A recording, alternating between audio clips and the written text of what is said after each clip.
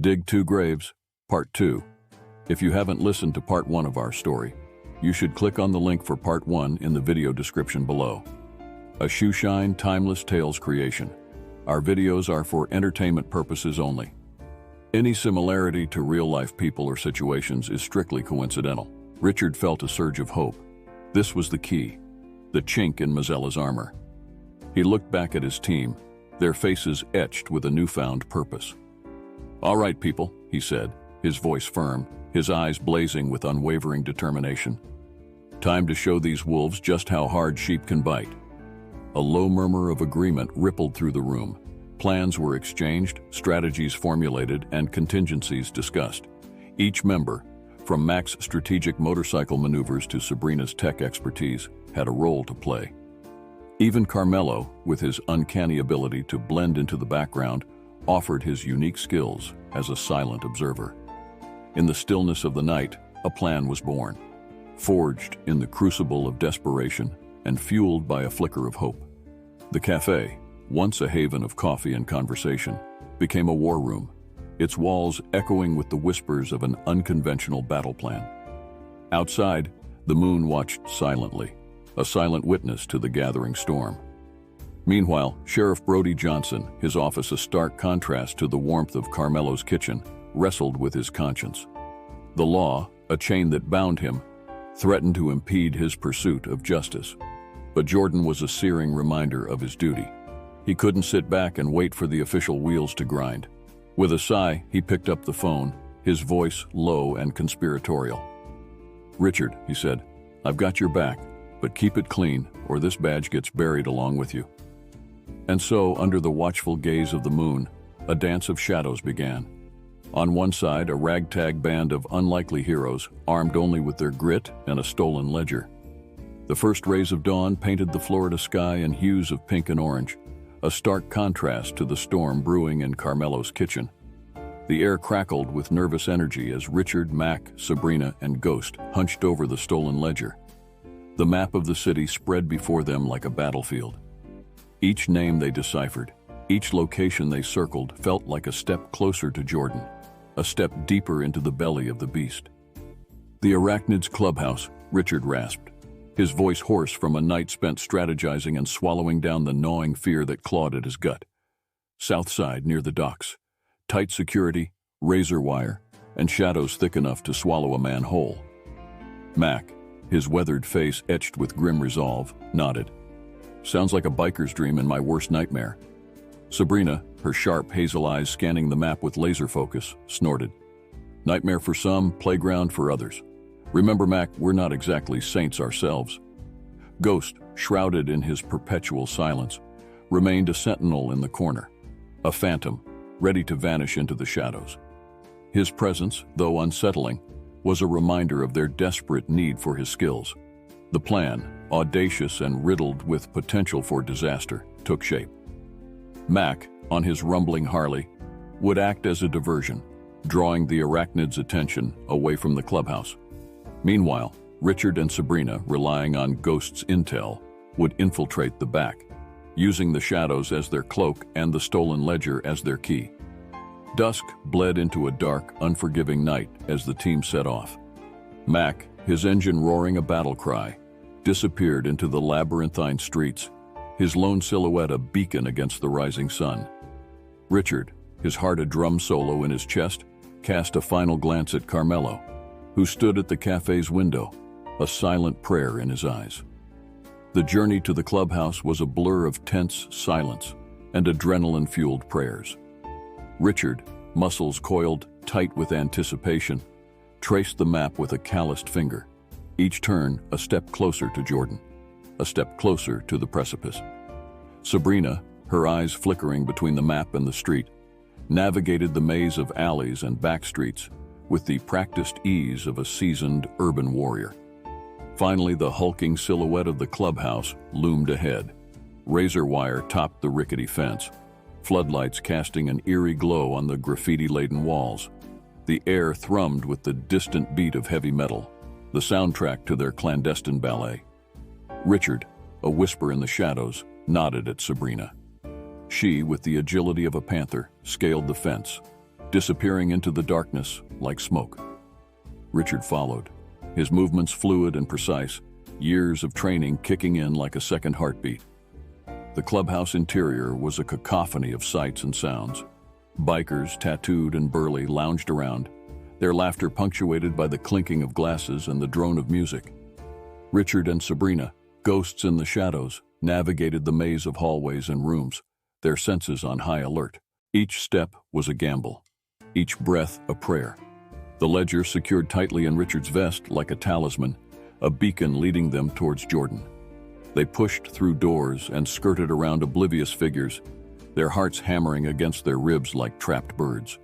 Then a sound, a flicker of light in the distance. A woman's voice, choked and muffled, pierced the din of the clubhouse. Jordan. Richard felt his blood turn to ice, his every nerve screaming her name.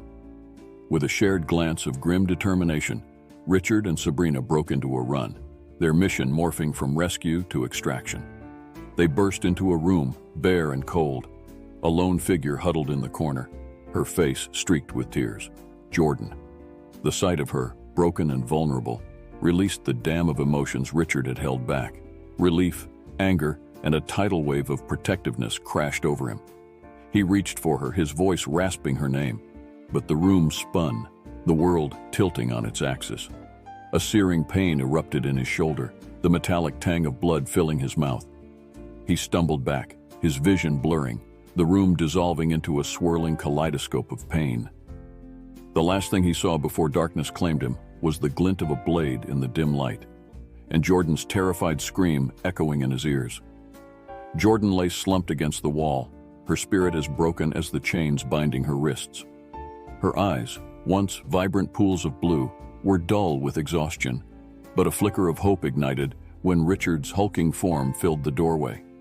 His name escaped her lips, a ragged whisper that tore through the fog in his mind, grounding him in the present. "I'm here, Jordan," he rasped, his voice thick with emotion. Ghost, a wraith in the shadows, materialized beside her, his movements swift and silent, as he expertly disabled the locks on her bindings. The metal clattered to the floor, a harsh note in the symphony of struggle. Ghost, a wraith in the shadows, melted through the back door, his silenced pistol a whisper of death. He moved with the grace of a predator, his senses honed to razor sharpness. Every creak of a floorboard, every muffled cry, was a beacon in the labyrinthine darkness. His target, the basement, Jordan's cage. The air grew thick with the metallic tang of blood and the acrid scent of fear. He found her, slumped against the wall, her eyes wide with terror. Her wrists were bound, and her face was streaked with tears and grime. "Jordan!" Ghost's voice was a rasp, barely audible in the suffocating silence. Her head snapped up, her eyes widening in recognition. "Richard?" she croaked, her voice hoarse. "No, I'm Ghost. We're here to get you out of here." He moved swiftly, his fingers a blur as he untied the bindings. Jordan stumbled to her feet, her legs shaky, her gaze darting around the room. "Where's Richard?" she whispered, her voice filled with urgency. Looking over his shoulder, he said, "He's gone ahead, clearing a path. We need to move, now." Knowing that she was the priority, Ghost led her through the maze of corridors, his senses constantly on high alert. The sounds of the fleeing bikers and the distant sirens of approaching police cars all blended into a chaotic symphony. Meanwhile, Sabrina, her eyes blazing with righteous fury, weaved through the clubhouse, her voice a siren cry. As she rallied the motley crew, Brody Johnson, his jaw clenched tight with frustration, watched the chaos unfold from outside. He knew the arachnids were slipping through his grasp, their escape aided by the labyrinthine alleys of the south side. But his hands were tied by protocol, his men forced to hold back, waiting for the right moment to strike. Inside the clubhouse, time became a tangible entity, each second a heavy weight on their chests. Ghost, with Jordan close behind, burst into the main room. The sight that greeted them was a tableau of chaos. Viper, Spider's lieutenant, was locked in a fierce brawl with Richard, their movements a blur of fists and fury. Without hesitation, Ghost raised his pistol, the silencer spitting a deadly whisper.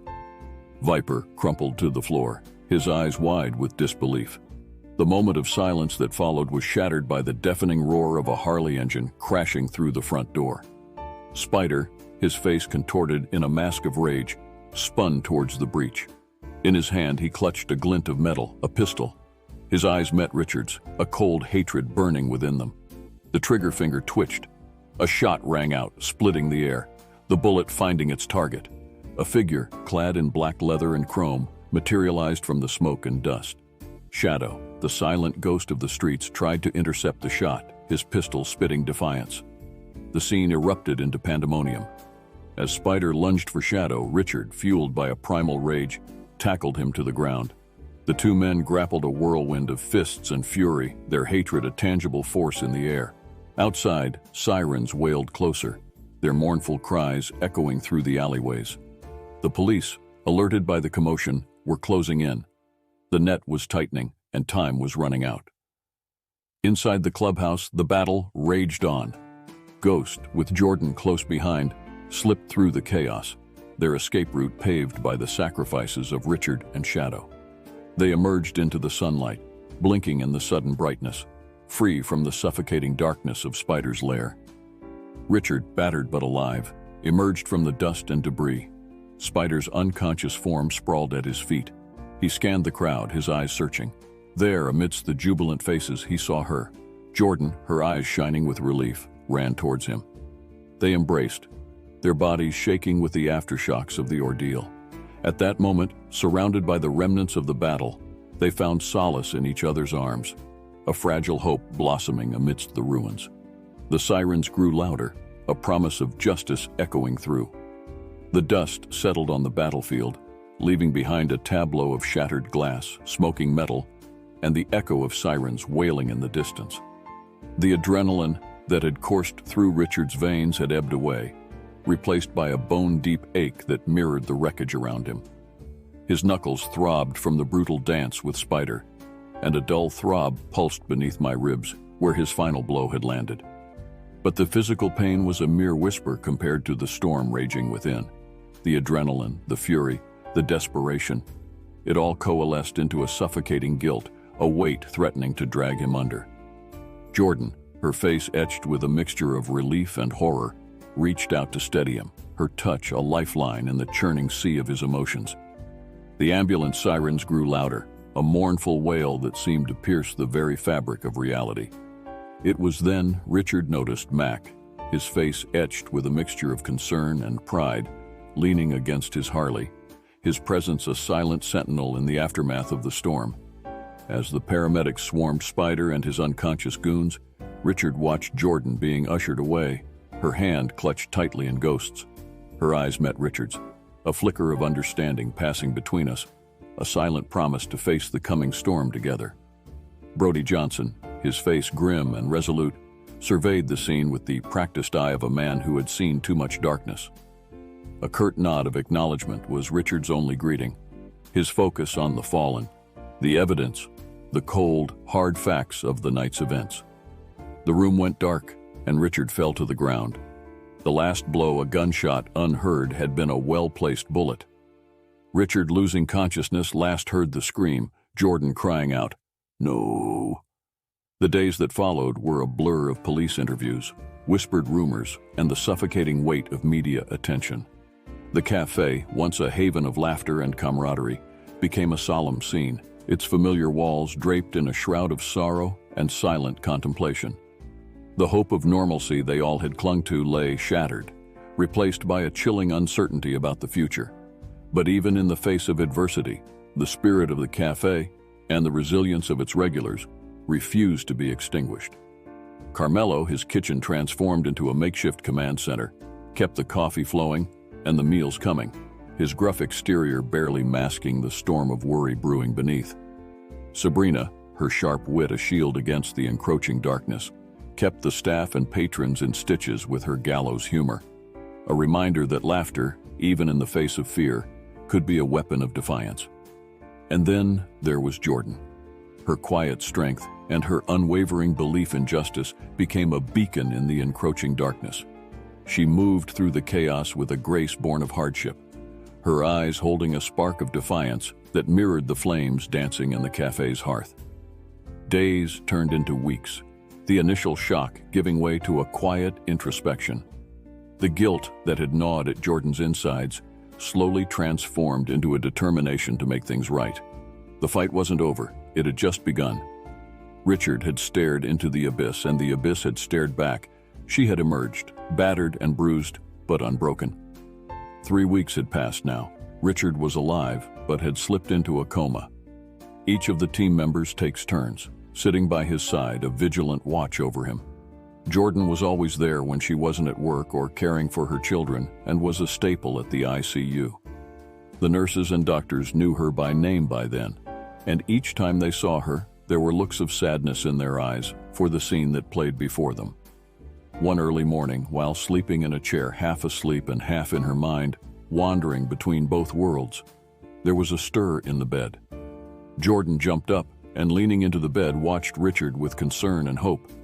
Pressing the nurse's call button frantically, when a nurse came quickly into the room, Jordan exclaimed, "He moved!" The nurse, after reviewing the machines, and Richard called out to the nurse's station to call Dr. Yoon right away. Suddenly, a code blew and a team from everywhere in the hospital came rushing in. Jordan backed away, concern on her face and fear now in her heart. "Please don't take him, God. I need him."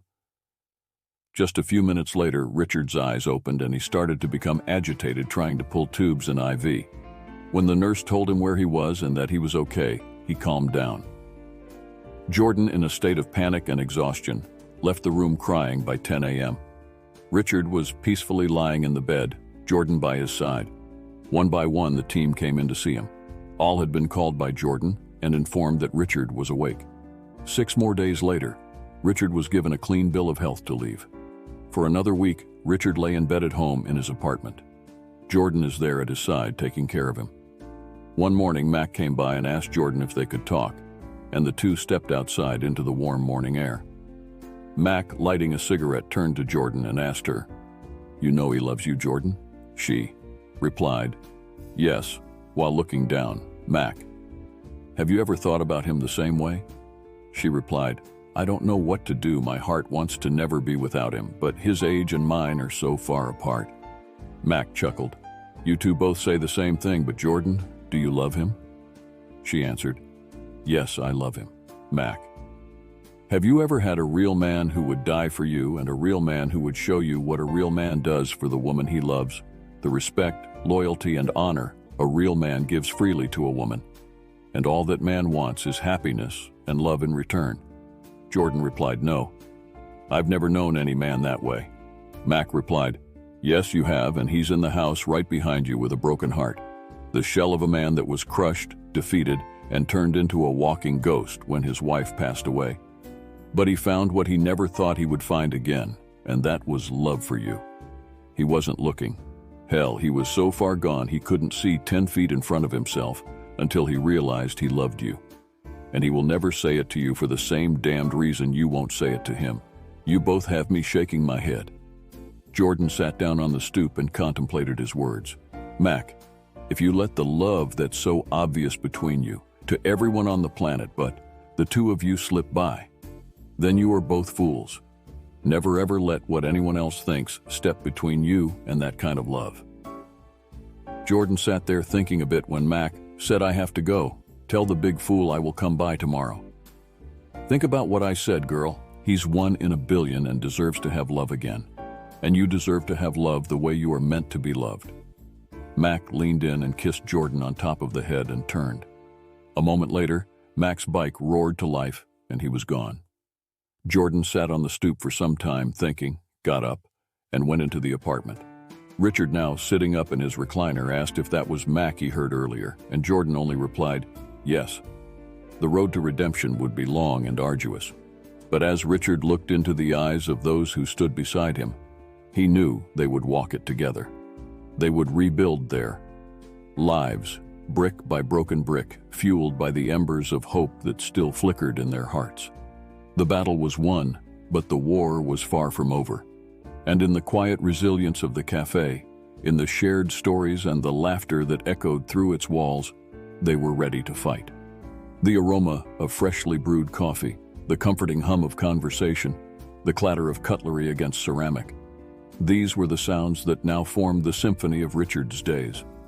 The cafe, once a haven from the storm, had become the stage for a new act. The dawn of a hesitant, fragile hope. Sunlight streamed through the window, bathing the worn oak counters in a warm glow. Jordan, her hair a cascading curtain of gold, wiped down tables with a grace that defied the shadows under her eyes. The battle with Spider, the near brush with death, had etched its mark on both Richard and her. Yet, in the shared trauma, a seed of something else had taken root, an unspoken understanding, a flicker of something warm in the depths of our guarded hearts. Carmelo, our resident maestro of culinary delights, emerged from the kitchen, his booming voice a counterpoint to the gentle murmur of the cafe. He surveyed the scene with a twinkle in his eyes, a silent reassurance amidst the lingering echoes of the past. Sabrina, the ever-sardonic queen of sarcasm, darted amongst the tables, her sharp wit and sassy retorts keeping the patrons chuckling, reminding them that laughter could still bloom even in the wake of darkness. The cafe had become more than just a coffee shop. It was a tapestry woven from shared experiences, a refuge for souls battered by the winds of adversity. Mac, the gruff biker with a surprisingly gentle heart, had become a regular presence, his rumbling Harley parked alongside Richards's trusty motorcycle. His tales of open roads and brotherhood brought a breath of fresh air, a reminder that there was still beauty and freedom to be found beyond the shadows. As Richard watched Jordan move across the cafe, her smile lighting up the room like a beacon in the gathering storm, he knew that the path ahead would be fraught with challenges, but he also knew that they wouldn't face it alone. The cafe, with its patchwork of broken hearts and resilient spirits, would be their shield, their sanctuary, and their unwavering source of strength. For in the tapestry of their lives, the threads of coffee, laughter, and shared experiences were interwoven with the steel of determination and the hope for a brighter future.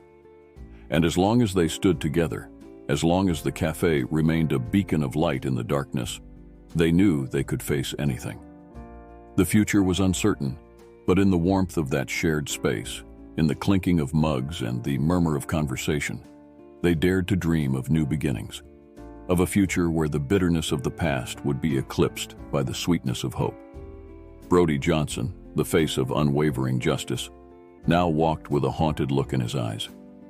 The shadows cast by Spider's web had touched him too, the weight of his choices etched on his weathered face. But in his steely gaze, a renewed resolve, a commitment to tear down the darkness that threatened to engulf our community. His path intertwined with ours, the threads of our destinies binding together in the fight for a brighter dawn. Epilogue. The scent of freshly baked apple pie and strong coffee hung heavy in the air, a comforting symphony that danced against the gentle clinking of mugs. Sunlight streamed through the cafe windows, painting warm stripes across the worn wooden floorboards, and the faces gathered around the tables. Laughter, like birdsong, wove its way through the air, a testament to the resilience of a community forged in fire. Richard stood at the counter, a contented smile etched on his weathered face. The past year had been a roller coaster, the trauma of the cafe standoff, the grueling trial that brought Mazzella's empire crashing down, and the bittersweet farewell to Sheriff Johnson as he entered retirement. Yet through it all, the cafe had remained a constant, a sanctuary where broken hearts mended and shattered dreams found new wings. Jordan, radiant in the morning light, bustled tables, her smile as warm as the coffee she served. The shadows that once haunted her eyes had been replaced by a newfound joy, a testament to the love that bloomed amidst the chaos. Their bond, forged in adversity, had grown stronger with each passing day, as their laughter filled the cafe and their whispered secrets painted a future rich with promise. Carmelo, the maestro of the kitchen, emerged from his domain with a flourish, a tray laden with steaming apple pies, his gruff voice booming with good cheer. The wrinkles around his eyes crinkled deeper as he surveyed the room, his heart swelling with pride at the community he had helped nurture. His pasta dishes, once a comfort food, had become legendary, a testament to the love he poured into every creation. Sabrina, the queen of sarcasm, sat at a corner booth with a steaming mug of tea, a rare vulnerability softening her gaze. The man seated opposite her, a shy smile playing on his lips, was a testament to her ability to open her heart, to let laughter instead of cynicism rule her life. The cafe, she mused, had seen her shed not just tears, but layers of herself, revealing a woman beneath the armor, capable of both wit and tenderness. Mac, now a regular fixture at the cafe, leaned against the counter, sipping coffee and regaling a younger biker with tales of the open road. His gruff exterior hid a surprising depth, a well of wisdom accumulated through miles traveled and experiences etched onto his soul. He had become a mentor to Richard, a friend who reminded him that life, like the highway, offered endless possibilities. Brody Johnson, retired but never forgotten, sat at a window table, lost in thought. The scars of his battles against Mazzella were etched on his face, a map of a life dedicated to justice. Yet there was peace in his eyes, a satisfaction born from serving his community and seeing them flourish. The cafe, he knew, was a testament to his work, a symbol of the resilience of the human spirit in the face of darkness. As the sun dipped below the horizon, casting long shadows across the cafe, Richard and Jordan stood hand in hand, watching the world drift by. The cafe lights blinked on, casting a warm glow on their faces, and they knew that the threads of fate would continue to intertwine within these walls. New faces would join the tapestry, their stories becoming part of the cafe's legacy, a testament to the enduring power of human connection. For in the aroma of coffee and the clinking of mugs, in the shared laughter and whispered secrets, the cafe lived on, a beacon of hope, a sanctuary of light, and a testament to the resilience of the human spirit, woven together by the threads of fate. The final chord resonated, the lights faded, and the cafe slipped into the embrace of twilight. But the tapestry of their lives, forever imprinted with the warmth of shared experiences, would continue to unfold, a vibrant testament to the enduring power of love, community, and the cafe that brought them all together. "Richard," exclaimed Jordan as she sat with him in his corner booth. "Yes, Jordan," he replied. "I love you," she said humbly. "I love you more, my dear," he said. She turned to him, looking at him sweetly, and said, "I hope you love me enough for the two of us." Richard looked at her with a curious look in his eyes. "The two of us?" he asked. "No, the two of us," she replied. "I'm pregnant." If you liked the video, please like, share, and subscribe to our channel.